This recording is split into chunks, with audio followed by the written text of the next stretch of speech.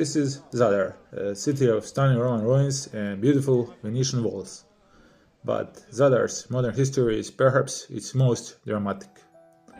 Underneath the tourist-friendly streets of Zadar and scattered around landscape lies a forgotten ring of military fortifications. A concrete shell built by foreign power to defend a tiny, isolated slice of empire. These bunkers tell the story of a city that has been destroyed, erased and rebuilt, not once, but twice in the 20th century.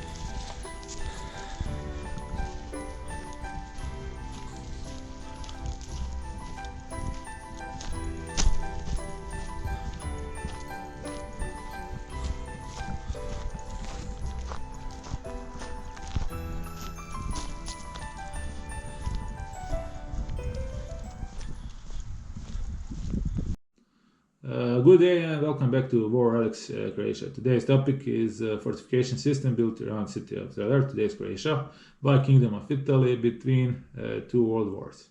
Let us start from the beginning, and the beginning is the First World War and Italy's participation in it. At the beginning of war, Italy was part of a triple pact, which was made of Germany, Austria-Hungary and finally Italy, which means that Italy changed the side during the First World War. When was it? In April 1915, it signed a secret Treaty of London. With the Treaty of London, Italy was promised a huge parts of the land of the former ally Austria-Hungary if it switched side on the side of Entente. It did so, and in May 1915, it opened two fronts against Austria-Hungary, one in Dolomites, the other one on Isonzo River. War ended in November 1918, and in 1919, on the Paris Peace Conference, Italy didn't gain what it was promised.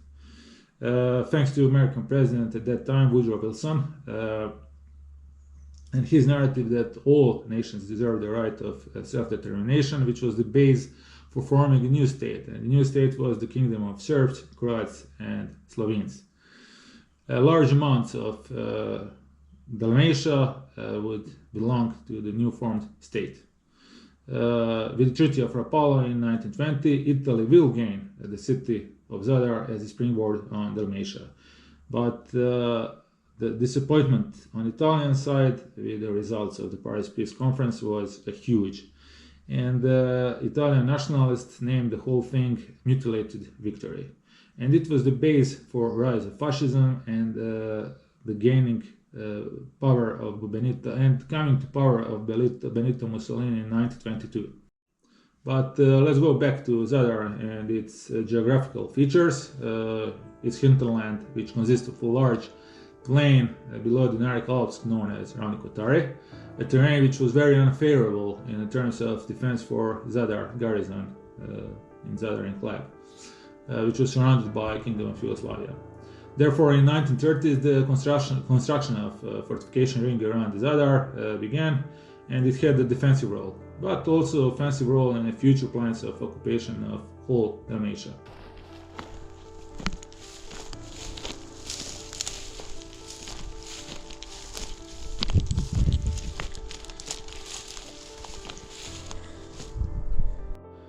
The construction of the bunkers began in January 1931, more precisely after the issuance of Circular 200 on January 6, 1931, which in principle was an order to fortify the borders of Fascist Italy. Bunkers were built in two sectors, sea and land sector, and around more than 200 bunkers were built.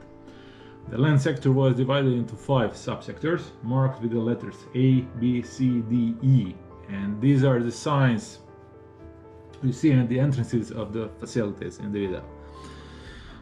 There were 9 types of fortifications, from the simplest to the most complex. These are some of them. A light reinforced concrete bunker with 2 or 3 openings for light machine guns and 1 for a heavy machine gun.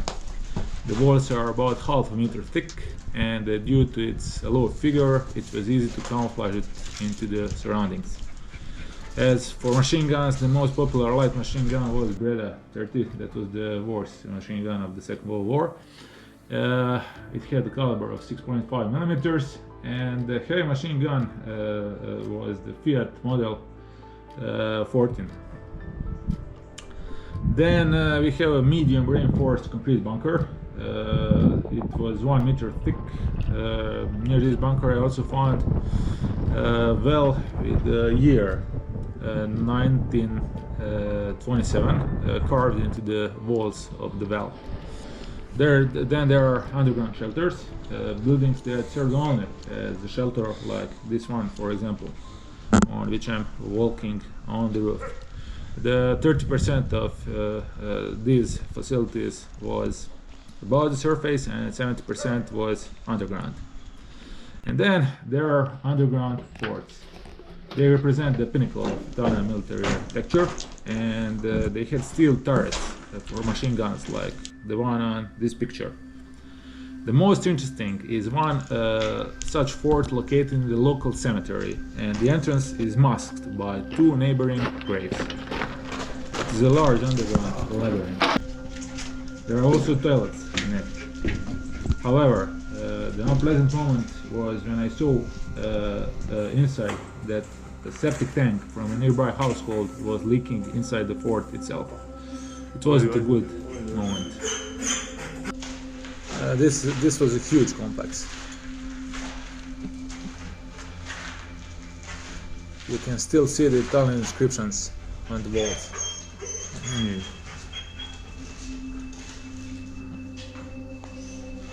It's easy to get lost in this labyrinth. That's why someone marked the walls with arrows.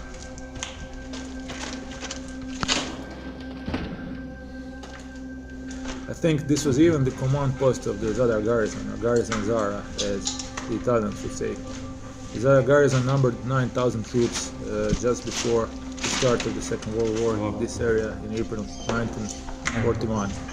And with all these preparations and building of those fortifications, they never came into the full use during the Second World War.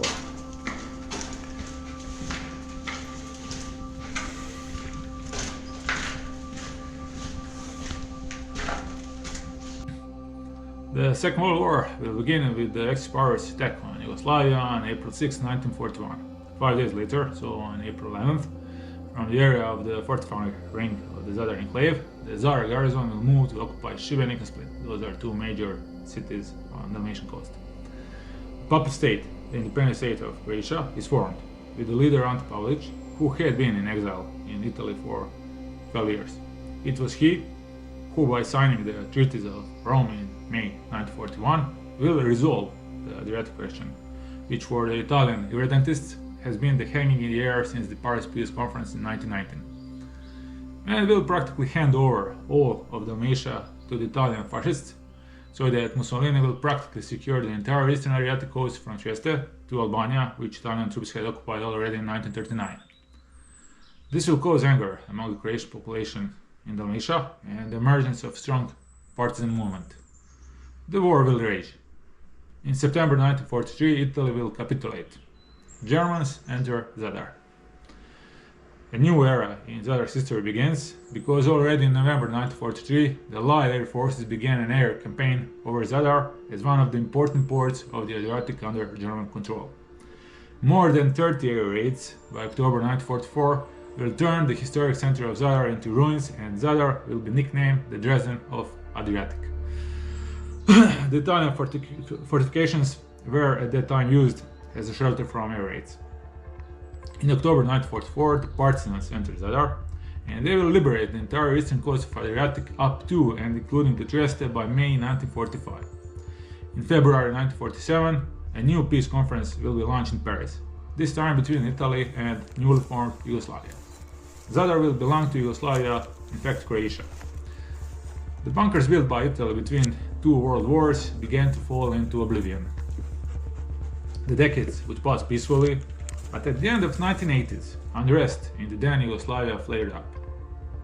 Some new irredentist tendencies came to light, this time the Serbs, who began to claim the Croatian city of Zadar as theirs. In 1991, the war in Croatia began, which would spread to Zadar in September of that year. Destruction of Zadar began again with shelling from the hinterland, this time from the Serbian artillery. The Battle of Zadar would culminate in early October 1991, when for the first time in history, Italian bunkers built for another war would be of crucial importance for the defense of the entire southern Croatia in the Croatian War of Independence.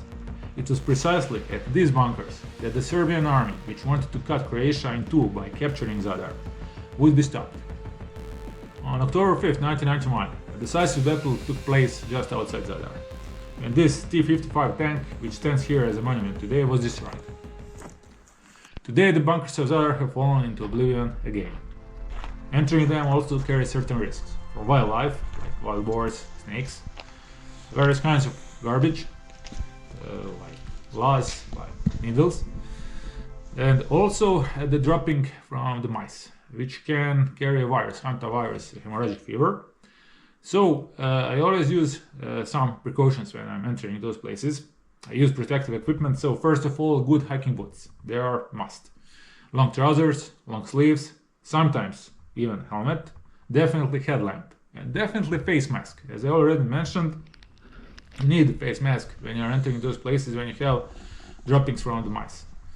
There is also something to have in mind, and that is that lots of those bunkers were on the first line of defense during the 1990s. That means that there were minefields in the area. So you have, today they are demined, but you have to bear that in mind.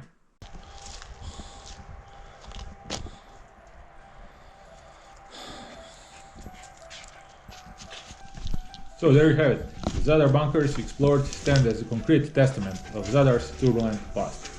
Silent witnesses to a century of conflict from their Italian origins and trauma of Second World War bombings, right up to their crucial defensive role in 1990s Homeland War. They remind us that history isn't just in museums. It's right here hidden in the landscape. They are a tangible link to the past, reminding us of the fragility of peace.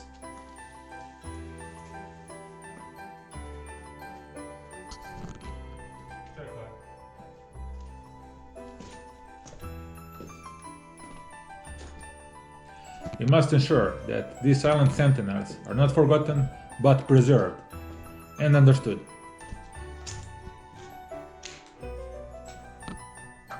If you find the stories within these walls compelling, hit the like button.